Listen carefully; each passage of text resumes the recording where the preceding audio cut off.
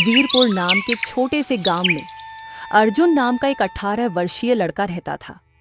अर्जुन बचपन से ही अनाथ था। उसकी मां का देहांत उसे जन्म देते ही हो गया था और उसके पिता गोकुल दास ही उसका एकमात्र सहारा थे। लेकिन जब अर्जुन 8 साल का था, उसके पिता किसी काम से पहाड़ी जंगल की ओर गए और फिर कभी लौटकर नहीं आए। उसके बाद से अर्जुन बिल्कुल अकेला पड़ गया। अर्जुन एक टूटी फूटी मिट्टी की झोपड़ी में रहता था। उसी झोपड़ी के पास गांव का मुखिया दयाल सिंह और उसकी पत्नी सरला रहते थे। उनकी कोई संतान नहीं थी, इसलिए अर्जुन के माता पिता के गुजर जाने के बाद उन्होंने ही उस बच्चे को पाला था। एक दिन सरला ने मिट्टी के चूल्हे पर रोटी सेंकते हुए कहा, ये लो बेटा अर्जुन, ये गरम गरम खाना खा लो और अगर कम पड़े तो मुझसे आकर ले लेना। अर्जुन मुस्कुराया, मगर उसके चेहरे पर हल्की झिझक थी। अरे मौसी, मैं कब तक आपके ऊपर बोझ बनकर रहूंगा? अब तो मुझे शर्म आने लगी है। बेटा, ये कैसी बातें करते हो? अगर तुम हमारे अपने बेटे नहीं हो तो इसका मतलब ये थोड़े ना हुआ कि तुम हम पर कोई बोझ हो। आगे से ऐसी बात मत कहना, समझे?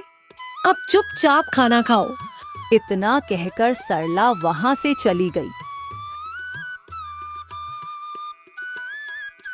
अर्जुन ने खाना खाया और फिर झोपड़ी से बाहर निकला। सामने ही दयाल सिंह अपने आंगन में खड़ा किसी किसान से बातें कर रहा था। अर्जुन उनके पास गया। नमस्ते मुखिया जी। दयाल ने मुस्कुराकर पूछा, अर्जुन बेटा, खाना खा लिया ना? जी मुखिया जी, मौसी अभी अभी खाना देकर गई थी। बहुत अच्छा किया बेटा, अब तुम बड़े हो गए हो, खुद का ख्याल रखना सीखो। जी मुखिया जी, आप और मौसी ने 8 साल की उम्र से लेकर अब तक मेरा ख्याल रखा है, लेकिन अब मुझे शर्म आने लगी है। मैं कुछ काम करना चाहता हूँ। इसमें शर्म की क्या बात है बेटा? हमने तो हमेशा तुम्हें अपना ही माना है, लेकिन अगर तुम्हारा मन फिर भी कुछ करने का है तो सुनो, गांव के पास वाला नागवन जंगल अब पहले जितना खतरनाक नहीं रहा। चाहो तो वहां जाकर लकड़ियां काट सकते हो या जंगली शहद इकट्ठा कर सकते हो। जी मुखिया जी, मैं कल ही जंगल जाऊंगा। अब वक्त आ गया है कि मैं अपने लिए और आपके लिए कुछ कर दिखाऊं।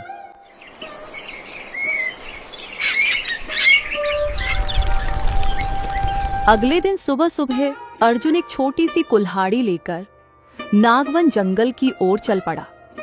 जंगल की ठंडी हवा, ऊंचे ऊंचे पेड़ और चहकते पक्षी देखकर उसके मन में अजीब सा जोश था।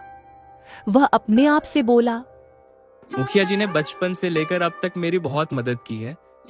अब समय आ गया है कि मैं अपने पैरों पर खड़ा हो जाऊं और उनकी सेवा करूं, ताकि उन्हें कभी यह न लगे कि उनके अपने बच्चे नहीं हैं। अभी अर्जुन यह सोच ही रहा था कि अचानक उसकी नजर एक काली चिड़िया पर पड़ी। वह बाकी चिड़ियों से बड़ी थी और अजीब तरह से उसे घूर रही थी। अर्जुन चौंक कर बोला, ये चिड़िया मुझे इतनी गौर से क्यों देख रही है?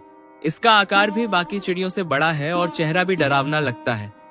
तभी अचानक वह चिड़िया उड़कर उसके पास आ गई और इंसानी आवाज में बोली, मैं तुम्हें भली भांति पहचानती हूँ अर्जुन। तुम्हारे पिता गोकुल दास थे। क्या? तुम बोल कैसे रही हो? तुम तो एक चिड़िया हो। क्या मैं सपना देख रहा हूँ? नहीं, ये तुम्हारी आंखों का धोखा नहीं है। मैं सचमुच बोलने वाली चिड़िया हूँ। कभी मैं भी इंसान थी, लेकिन एक तांत्रिक के श्राप से इस रूप में बदल गई। तुम झूठ बोल रही हो, यह असंभव है। मैं झूठ नहीं बोल रही अर्जुन। मैं तुम्हारे पिता के बारे में सब जानती हूँ। वे इस जंगल में ही आए थे और फिर कभी लौटे नहीं। तुम मेरे पिता को जानती हो? हाँ, और मुझे पता है कि वे अब भी जीवित हैं। अगर सच कह रही हो तो बताओ, वे कहाँ हैं?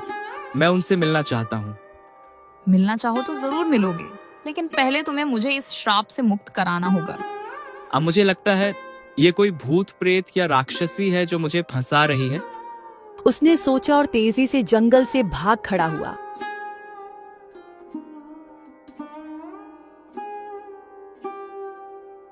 कुछ ही देर में वह गांव पहुंचा। हांफते हुए अपनी झोपड़ी में गिर पड़ा और बोला, हे भगवान, वह जंगल तो बहुत डरावना है। वहाँ जानवर इंसानों की तरह बोलते हैं। मुझे लगता है वह कोई राक्षसी थी। घर लौटने के बाद अर्जुन पूरी रात करवटें बदलता रहा। वह खुद से बड़बड़ाया, शायद मैं कल उस चिड़िया को बोलते देखकर डर गया था, लेकिन अगर सोचूं तो उसकी बातों में कुछ सच्चाई लगती है।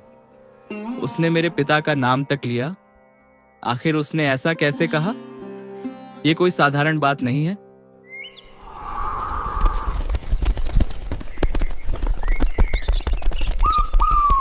सुबह होते ही अर्जुन ने तय कर लिया। हाँ, मुझे दोबारा नागवन जंगल जाना चाहिए। शायद वह चिड़िया सच कह रही हो। वह कुल्हाड़ी लेकर निकल पड़ा। गांव के लोग उसे जाते देखकर बोले, अरे अर्जुन, फिर जंगल जा रहे हो? हाँ, लकड़ी काटने। थोड़ी ही देर में वह फिर उस जगह पहुंच गया जहां कल उसे चिड़िया मिली थी। वह पेड़ की एक डाल पर पहले से ही बैठी थी, जैसे उसे अर्जुन का इंतजार हो। मुझे पता था कि तुम जरूर आओगे, क्योंकि तुम अपने पिता की तरह ही बहादुर हो। मैं केवल अपने पिता के बारे में जानना चाहता हूँ। अगर तुम सच जानती हो तो मुझे बताओ, वे कहाँ हैं? मैं तुम्हें जरूर बताऊंगी, पर पहले मुझे इस श्राप से मुक्त कराओ। उसके बाद मैं तुम्हें उस जगह ले चलूंगी जहाँ तुम्हारे पिता हैं। लेकिन मैं तुम्हारी मदद कैसे कर सकता हूँ? मैं इस जंगल के हर रहस्य को जानती हूँ। आओ, मेरे साथ चलो। वह उड़ने लगी और अर्जुन उसके पीछे पीछे चल पड़ा। घने पेड़ों के बीच से होकर वे एक गुफा के पास पहुंचे, जो काई और झाड़ियों से ढकी हुई थी। चिड़िया बोली, ये जगह किसी को दिखाई नहीं देती। यहाँ बहुत पुराना खजाना छिपा है। अगर तुम मुझे आजाद कर दोगे तो मैं तुम्हें यह खजाना दूंगी और तुम्हारे पिता से भी मिलवाऊंगी। अर्जुन की आंखों में चमक आ गई। खजाना? वह गुफा के अंदर गया। वहां धूल से ढका एक लोहे का संदूक पड़ा था। अर्जुन ने जब उस पर हाथ मारा तो जंग झड़ गई और भारी ताले का मुंह दिखाई दिया। उसने जोर लगाकर ताला तोड़ा। अंदर हीरे जवाहरात, सोने की मुहरे और मोतियों से भरा हुआ एक बक्सा था। अर्जुन आश्चर्य से बोला, हे भगवान, ये तो असली खजाना है। हाँ अर्जुन, यह खजाना अब तुम्हारा है। तुम इसे अपने गांव ले जाओ।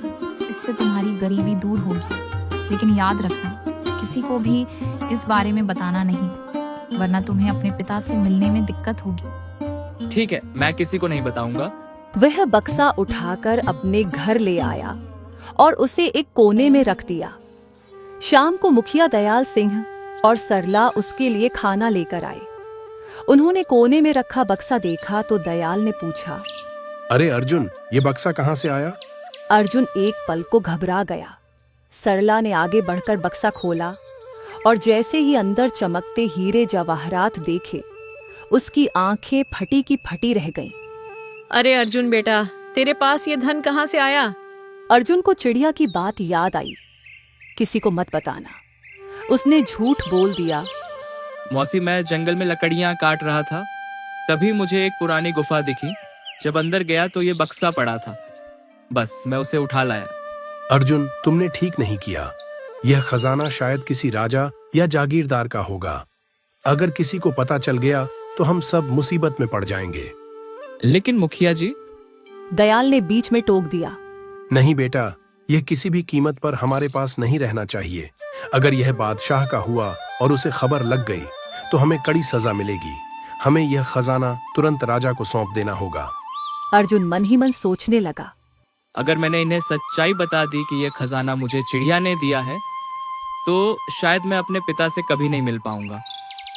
ठीक है मुखिया जी, जैसा आप कहें। दयाल सिंह और अर्जुन दोनों वह बक्सा लेकर राजगढ़ दरबार की ओर निकल पड़े। राजमहल पहुंचकर उन्होंने पहरेदार से कहा, हम बादशाह से मिलना चाहते हैं। दरबार में जाकर दयाल सिंह ने सिर झुकाकर कहा, महाराज, यह लड़का अर्जुन मेरा पड़ोसी है।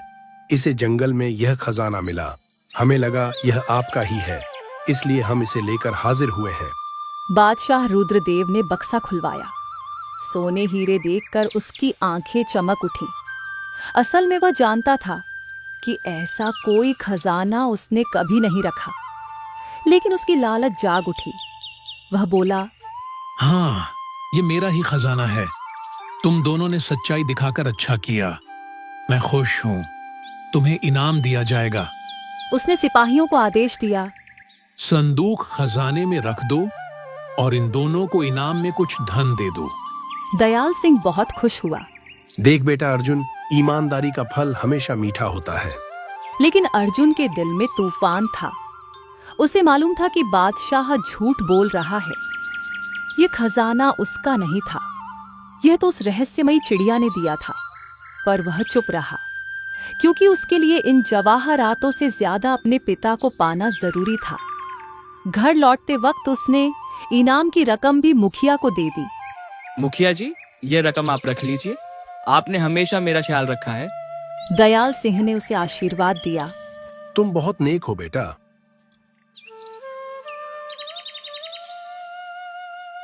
लेकिन अर्जुन के मन में बेचैनी बढ़ती जा रही थी। वह रात भर सो नहीं सका।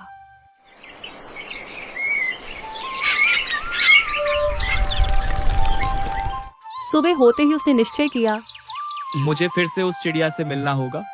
अगली सुबह सूरज की पहली किरण के साथ ही अर्जुन नागवन की ओर चल पड़ा। मन में एक ही बात घूम रही थी। चिड़िया ने कहा था कि वह मुझे पिता से मिलवाएगी, पर कैसे? क्या वाकई यह सच है या कोई छल? जंगल में पहुंचते ही उसने पुकारा, ओ चिड़िया, तुम कहाँ हो? मैं आ गया हूँ। कुछ पल सन्नाटा रहा, फिर पेड़ों के बीच से वही स्वर गूंजा। तुम लौट आए अर्जुन, मुझे पता था। वह चिड़िया उड़कर उसके पास आई और बोली, तुमने मेरा कहा मानकर खजाना राजा को सौंप दिया, सही किया। अब तुम्हारे पिता से मिलने का समय करीब है। बस इतना बता दो, मेरे पिता हैं कहाँ? सुनो अर्जुन, तुम्हारे पिता गोकुल दास को इस जंगल के भीतर एक रहस्यमयी साधु ने बंदी बना रखा है।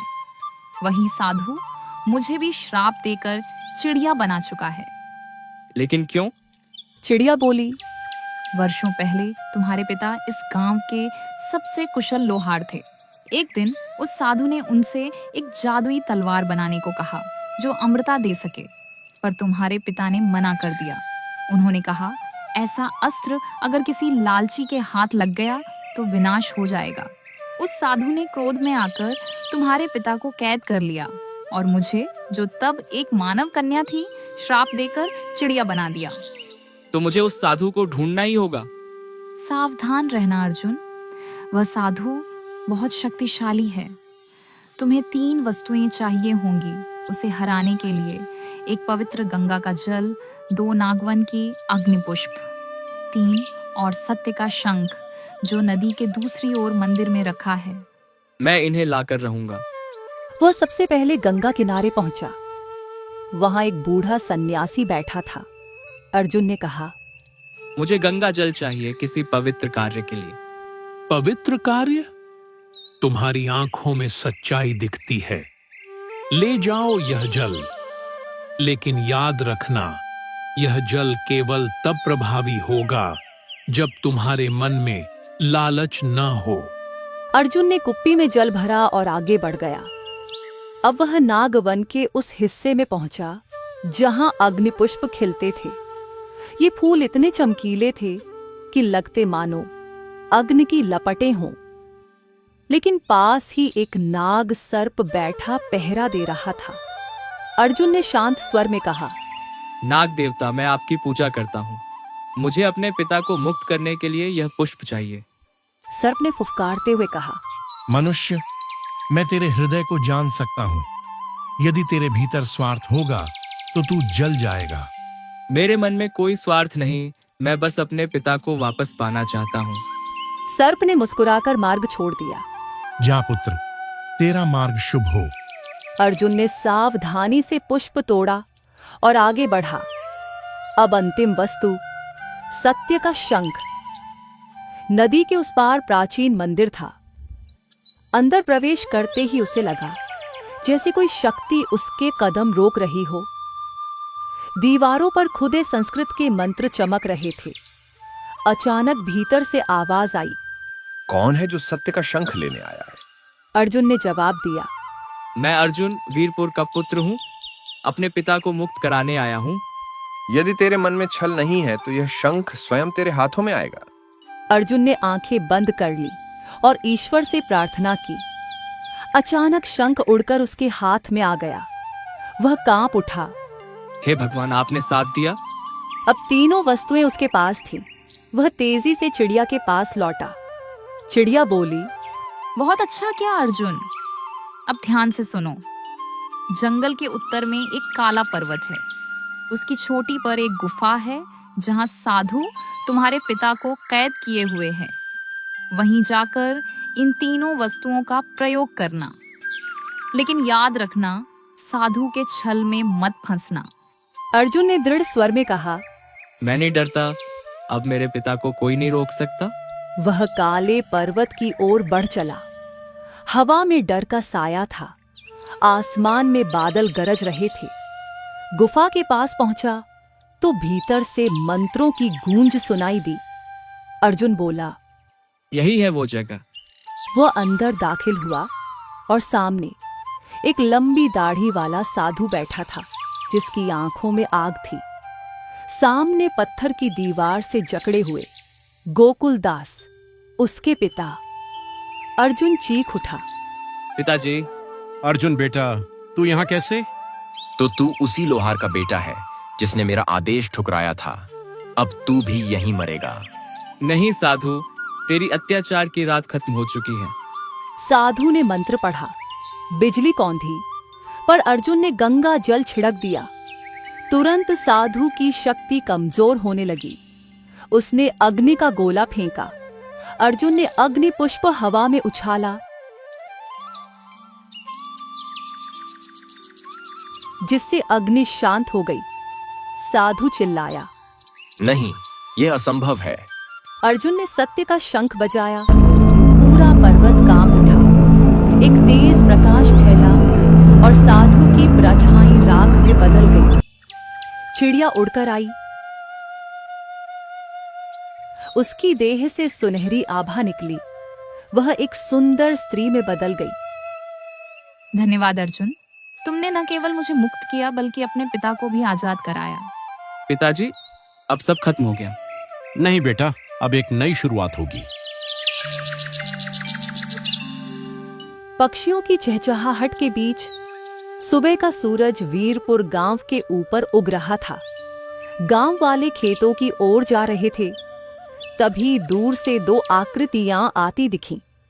अर्जुन और उसके पिता गोकुलदास। गांव वाले अवाक रह गए। अरे, ये तो अर्जुन है। और ये क्या सचमुच गोकुलदास हैं? वो तो सालों पहले जंगल में गायब हो गए थे। मुखिया दयाल सिंह और सरला दौड़ते हुए पहुंचे। दयाल सिंह की आंखों में आंसू आ गए। गोकुल, तू जिंदा है भाई? हाँ मुखिया जी, आपके आशीर्वाद से और मेरे बेटे की बहादुरी से। अर्जुन ने सबको पूरी घटना बताई। कैसे चिड़िया असल में श्रापित कन्या थी, कैसे एक दुष्ट साधु ने उनके पिता को कैद कर लिया था, और कैसे गंगा जल, अग्नि पुष्प और सत्य शंख के सहारे उसने सबका उद्धार किया। गांव वाले हैरान होकर सुनते रहे। कई लोग बोले, बेटा, तूने तो वीरपुर की इज्जत बचा ली। अब कोई इस गांव को कमजोर नहीं कह सकेगा। तूने साबित कर दिया अर्जुन कि अनाथ कभी अकेला नहीं होता। उसका साथ खुद भगवान देते हैं। उस दिन से वीरपुर गांव में अजीब सी शांति छा गई। खेतों में पहले से दोगुनी फसल उगने लगी। नदी का जल कभी नहीं सूखा और हर व्यक्ति अर्जुन और उसके पिता को देवता समान मानने लगा। मुखिया दयाल सिंह ने गांव के बीच में एक छोटा मंदिर बनवाया। वहां एक मूर्ति स्थापित की गई जिस पर लिखा था, सच्चाई, साहस और त्याग ही असली खजाना है। यही था अर्जुन का वरदान।